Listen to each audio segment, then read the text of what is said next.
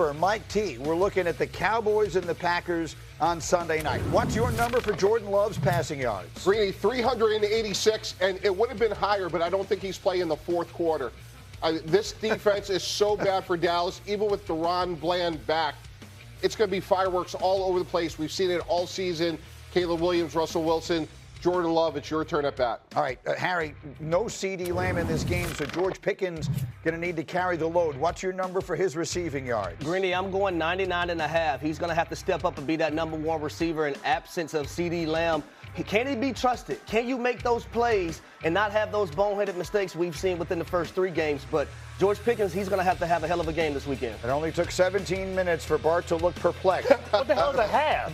Bart, let me come to you on betting purposes. Bart, let's come to you on Micah Parsons. What is your number on his sacks? The good old number 1, just like his jersey number right there. Listen, he's going to be all jacked up on Mountain Dew, but he's still unrefined as a pass rusher. I think the beneficiary of Michael Parsons being there is Rashawn Gary, who's leading the league or close to that with 4.5 sacks so far this year. All right, we'll keep an eye on him. Yesterday, Dak Prescott was asked if Sunday's game will provide closure after the Micah Parsons trade. Here's what he said.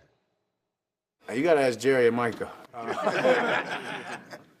To me, the closure happened when the trade happened. As I said, to me now it's just be fun to play against a friend. Just getting to go out there and compete with a guy that's a good friend that that I've competed with in numbers of ways throughout this building, outside of this building. Yeah, just excited to go and have that matchup. But I hope it's not for me, and I hope he doesn't get to me for once. So.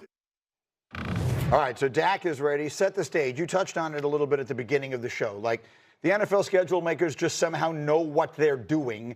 The script of this thing could not have written itself any better. What does it look like in your perspective with Micah coming back into Big D? Yeah, and if this was in week 8, maybe the Cowboys are already out of playoff contention or a player has been injured. Everyone and all the key figures in this situation will be on the field or on the screen. And I could tell you that in Green Bay this week, they have not made it a story. They are trying to just go about it like it's any other week. But everyone in that building knows what this means to Micah Parsons. Is it a revenge game? I don't know what the revenge might be over. He demanded a trade. He got out. However, those teammates want to see Micah Parsons absolutely dominate this game.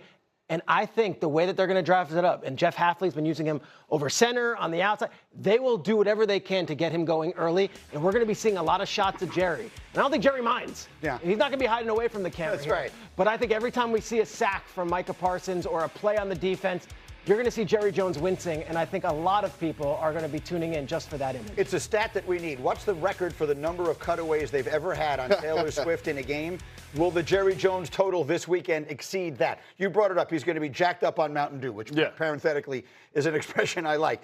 But can you explain that? Like, when you go back against your former team, like, what actually is going to be going on in his mind and in his soul? It's emotional. He thinks that it's just going to be another game.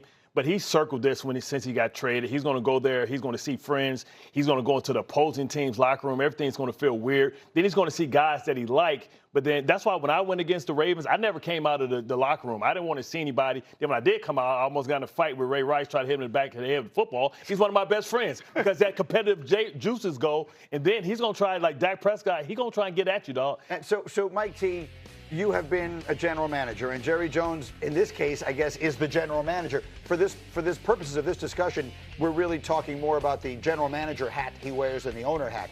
So what's the nightmare scenario? Yeah, Dak's driving down for a game-winning touchdown, and they get to the 6-yard line, Greeny, and Micah Parsons strip sack, game over, and he finishes the game. And again, there are a lot of hard decisions when you run an NFL team. But when you have a 26-year-old who has 50 sacks in his first 4 years, in the prime of his career, and completely healthy, that's a no-brainer, and that will be reminded on Sunday. Hembo, can you pop that again? I'm told that you had it. I was looking at Bart, so I didn't see it on our screen. No one but Hembo could do this research this quickly and this well.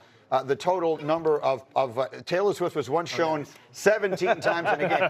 I over on Jerry Jones by the midway point of the third quarter. Chris Collinsworth will be saying, now there's a guy who's just having a tough night. So I want to come back to you on the CeeDee Lamb thing that you mentioned a moment ago, because a month ago today, The two best players on the Cowboys were C.D. Lamb and Micah Parsons. Yep. Now one of them is hurt and the other one's playing for the other team. So this has nightmare scenario written all over it. What does George Pickens, you tell me, you're a receiver. Yep. What does George Pickens have an opportunity to do here? Show that you can be trusted. And that's the main thing with George Pickens. We see him go from the Pittsburgh Steelers to the Dallas Cowboys. We've seen in the first game versus the Philadelphia Eagles, him loafing and not blocking 1,000%. Show Dak Prescott and also your head coach Brian Schottenheimer that you can be trusted and be that number one wide receiver. You have no choice right now. C.D. Lamb is not coming back from a high ankle sprain to save the day on Sunday Night Football versus the Green Bay Packers. Go out there, ball out, have over 100 yards, have a touchdown or two, and show that you can be trusted by everyone that wears that star and also the fans that are in the stands. So, Peter, let me just say this to you before I go over to Joe.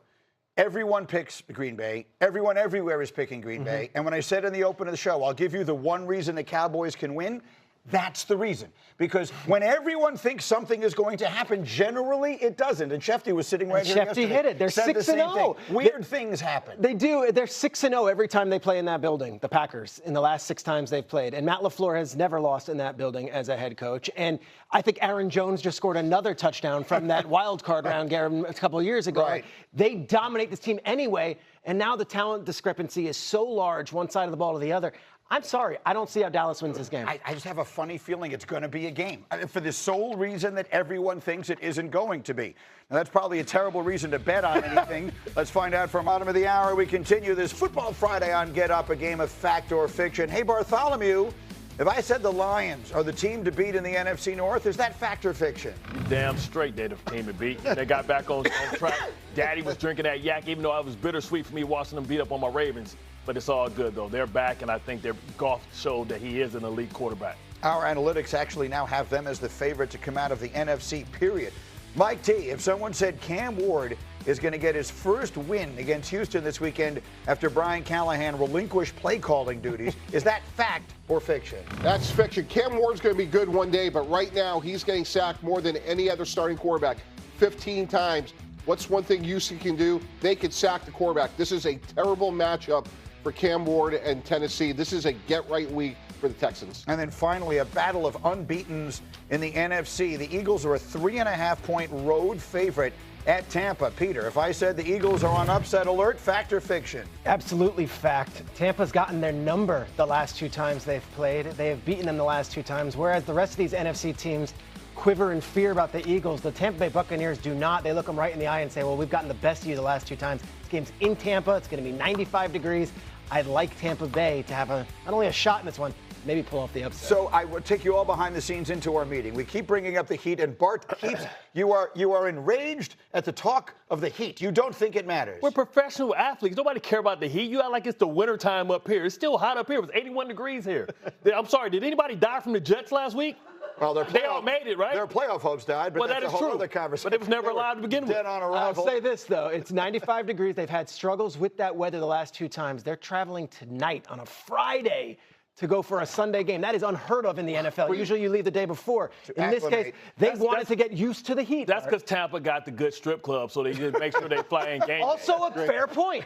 Also a fair point. It's not the Heat that they should be worried about. You know. Yeah. Harry pleading the fifth. Go ahead, Mike D. Here's what they should be worried about. I almost thought this was a typo. The Philadelphia Eagles are averaging 50 passing yards in the first half. I promise you, Tampa Bay is going to get the lead, and unlike what happened last week, they will run the ball relentlessly in the second half and play keep away. They will not let Philadelphia get back in the game. The slow starts of the Eagles is what's really hurting them. Let me ask Harry, all kidding aside, do the Eagles have a Saquon Barkley problem? His numbers, last year he had, you could argue, the greatest season any running back has ever had, or darn close to it. This year, it hasn't looked anything like it. What's going on? Well, you also have to take into consideration that a lot of teams understand that the Eagles are going to run the football. So they're going to put 9 guys, 8 guys in the box to try to stop the run. That's why I feel like offensive coordinator Kevin Patullo, you have to open things up a lot more with the A.J. Brown, who I believe is a top 3 receiver in the league, and also a Devontae Smith, Dallas Goedert, get him a lot more involved. Goddard had 1 catch last week, and guess what? That 1 catch was for a touchdown. Right. Yeah. Get your tight end more involved. So I think the more the pass game opens up, Saquon Barkley is going to have more lanes and avenues to be able to rush through and be effective as well. And Saquon Barkley has played more football last year than he ever played in his career. He had 345 rush attempts. He had 43 receptions. So that's almost 400 yards of 400 touches of being hit. the Philadelphia Eagles understand this. There's more film out there about how they like to run the football. They're trying to make them one-dimensional, take something away. You look at the last time DeMarco Murray had 392 yards. The next year, it's never going to be the same. 92 carries, right? Yeah, carries. 92 touches. That's what I'm trying to ask you, I guess, is are you telling me he got hit so much last year, which is obviously a critical stat? Does that mean they're sort of resting him a little bit or breaking him in slowly, or does it mean that he's worn down? I think they're breaking him in slowly because they want to make sure that they have prime Saquon Barkley for multiple years, not just for one great year. This is not a good matchup for them. When you look at Tampa Bay's defense, they only give up 3.6 yards per rush, which is sixth best. That's a big emphasis for Tampa Bay, the way they've built this team. So Barkley will get right. I just don't think it's this week. Cindy, let's put the picks on the screen. This is an interesting game. I was going to call it a sneaky interesting game. Frankly, there's nothing sneaky about it. These are two 3-0 teams. The Buccaneers are 4-time defending division champions. So we'll keep a close eye on that one as we roll on this Football Friday.